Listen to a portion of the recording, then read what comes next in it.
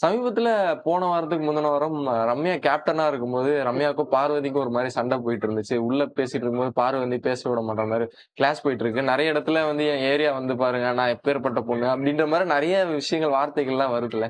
நீங்க இப்ப எப்படி பார்க்குறீங்க அதெல்லாம்? எனக்கு அந்த மாரி பண்ணுனது ரம்யா அக்கா பண்ணுனது கொஞ்சம் இதுதான். தப்புதான். ஆனா, அவங்க நேச்சுரலா அவங்க வந்து அவங்களோட கோவத்த அதுல காட்டுறாங்க. நானே அப்ப அவங்களோட விளையாண்டுட்டு இருக்கும்போது, அவங்க தான் அப்போ வந்து நான் வந்து இல்ல நான் அந்த அதுல கரெக்ட்டா நான் சொல்லும்போது, ரம்யா அக்கா இல்ல, அது வந்து இதுதான் அப்படின்னு சொல்லும்போது, ரம்யா அக்கா வந்து அந்த இடத்துல அவங்களோட இத விட்டு இப்போ குடுக்காம ம், இருப்பாங்க. ம், ம், ம். அப்போ அப்போ இப்ப ரீசென்ட்டா அழுதாங்கல்ல. ம், ம். ஆமா. அப்போ வந்து எனக்கே கஷ்டமா இருந்துச்சு. ஐயோ! விட்டுருங்க நான் கால்ல விழுகுறேன். என்ன விட்டுருங்க அப்படின்னு சொல்லிட்டு.